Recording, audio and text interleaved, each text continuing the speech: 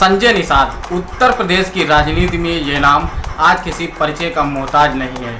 निर्बल इंडियन शोषित हमारा दल के नाम से संजय निषाद ने एक पार्टी का गठन किया जो आज उत्तर प्रदेश की राजनीति में अपना लगातार वर्चस्व स्थापित करती चली जा रही है। इससे पहले कि खबरों का यह सिलसिला हम शुरू करें, मेरा आप सभी लोगों से निवेदन है कि हमारे इस चैनल को सब्सक्राइब कर दें और दिए गए बेल आइकन को दबा दें ताकि हमारे द्वारा बनाई गई हर वीडियो का नोटिफिकेशन सबसे पहले आप तक पहुँच सके। मैं हूँ राजेश कश्यप और आप देख रहे हैं स्वरागिनी न्यूज़। निर्बल इंडियन शोषित हमारा दल का गठन आज से करीब 8 साल पहले सन 2013 में डॉक्टर संजय निषाद जी के द्वारा किया गया था।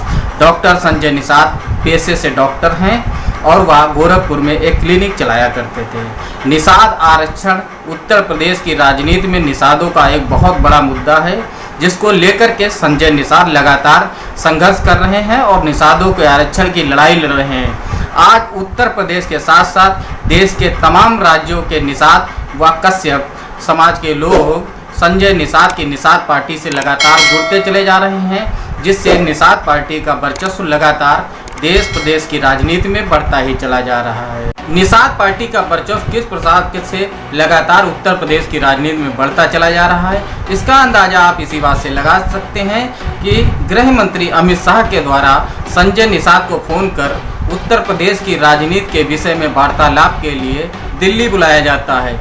संजय निषाद गृह मंत्री के निवेदन पर दिल्ली पहुंचते हैं और उनसे वार्ता करते हैं।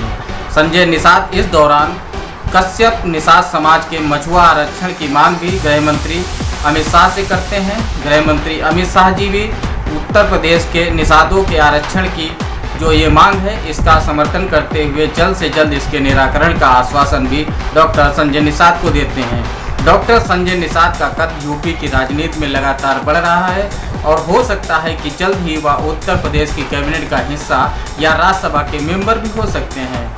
निषाद पार्टी से किसी एक नेता का मंत्री या बड़ा पद मिलना लगभग तय माना जा रहा है।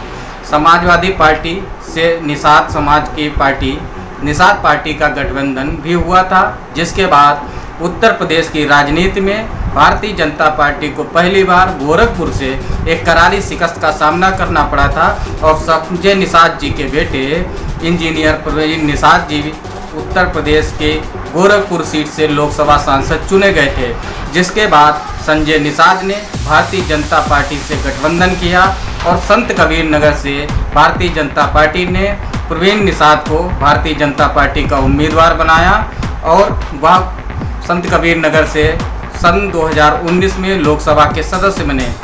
संजय निषाद की लोकप्रियता का अंदाजा इसी बात से लगाया जा सकता है कि संजय निषाद निषादों के एक सर्वमान्य नेता धीरे धीरे बनते चला जा रहे हैं और लगातार निषाद पार्टी के साथ लोगों का जमावड़ा बढ़ता ही चला जा रहा है। निषाद पार्टी का बढ़ता वर्चस्व निषादों की आरक्षण की लड़ाई में एक बहुत महत्वपूर्ण कड़ी साबित हो रहा है और निषाद पार्टी जिस प्रकार से मछुआ आरक्षण के विषय में अपनी स्टैंड को क्लियर किए हुए है, मछुआ आरक्षण को लेकर जिस प्रकार से निषाद पार्टी लगातार अपना स्टैंड बरकरार रखे हुए और लगातार निषाद पार्टी आरक्षण की मांग कर रही है, उसको देखते हुए निषाद पार्टी का वर्चस्व बढ़ना यूपी में अब लगभग तय माना जा रहा है।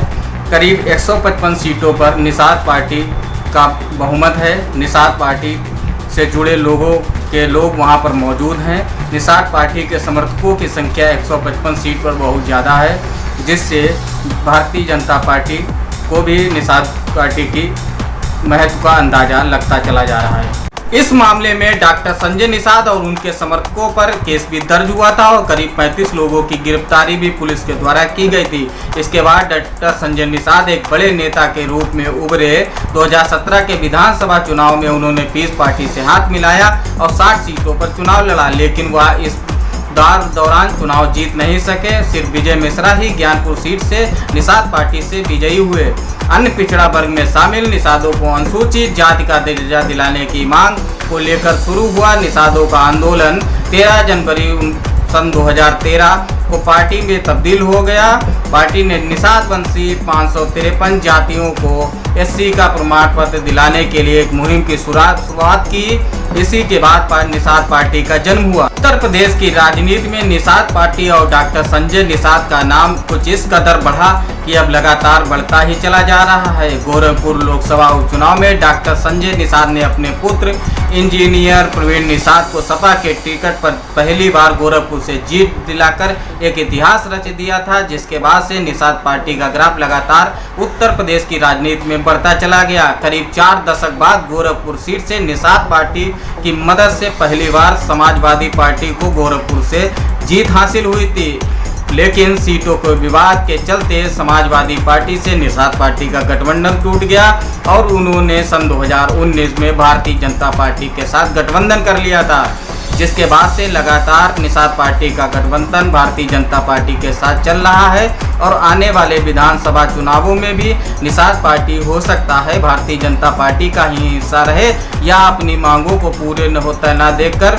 संजय निषाद कोई अन्य भी निर्णय ले सकते हैं। बताते चलें कि निषादों को पूर्वी उत्तर प्रदेश में एक बड़ा वोट बैंक माना जाता है। राजनीतिक और सामाजिक रूप से उपेक्षित निषादों को एकजुट करने का काम पूर्व मंत्री जमुना प्रसाद निषाद ने किया था, लेकिन उनकी मौत के बाद डॉक्टर संजय निषाद ने निषाद पार्टी की स्थापना की और निषादों को एकजुट करने का काम शुरू कर दिया।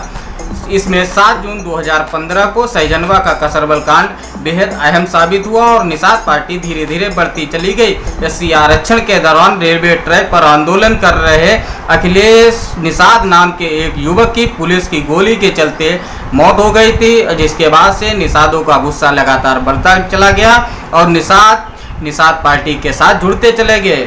उत्तर प्रदेश की राजनीति में इस कांड के बाद से निषाद पार्टी का उदय हुआ और निषाद पार्टी ने उत्तर प्रदेश की राजनीति में अपनी धाक जमानी शुरू कर दी।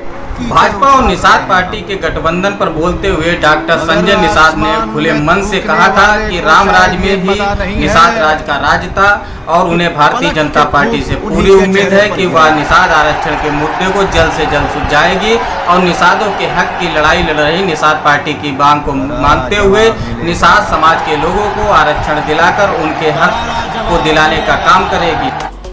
अगर आपको हमारा ये वीडियो पसंद आया हो तो आप हमारे चैनल को सब्सक्राइब कर बेल आइकन जरूर दबा दें, जिससे हमारे चैनल पर आने वाली हर वीडियो का नोटिफिकेशन सबसे पहले आप तक पहुंच सके। धन्यवाद।